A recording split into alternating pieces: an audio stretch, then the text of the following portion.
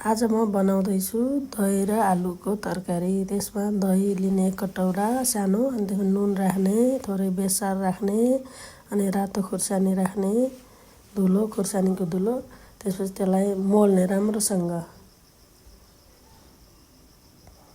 मोलेपछि यता तेल बसालेर आलु उमालेको आलुलाई तेलमा फ्राई गर्ने हल्का राम्रोसँग चलाएर।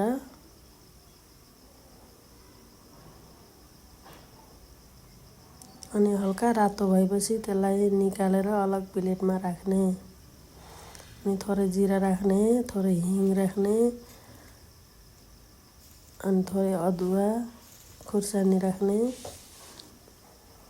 अनि थोरै काटेको प्याज पनि राख्ने, अनि त्यसलाई राम्रोसँग चलाउने।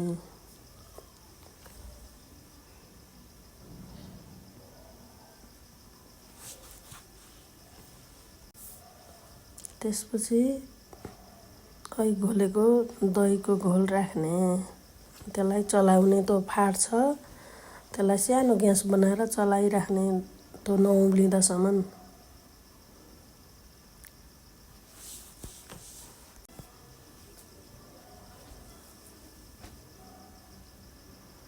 अनि यता आलुलाई नुन पस्दैन, त्यही भएर त्यसलाई प्वाल पार्ने त्यो काँटावाला चम्चाले घोचेर, अनि रस भित्र मसला भित्रसम्म पस्छ। अनि राखिदिने। यता उम्लिसकेको छ, त्यसलाई चलाउने राम्रोसँग एकछिन। यसलाई अब 10 मिनटसम्म पकाउने। अनि थोरै कस्तुरी मेथी राखिदिने, अनि थोरै गरम मसला राखिदिने, अनि त्यसलाई चलाउने एकछिन।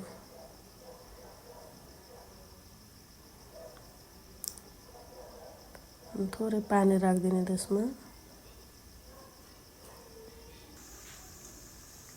अनि लास्टमा धनियाँ राखिदिने। अनि रेडी भयो दही आलुको तरकारी।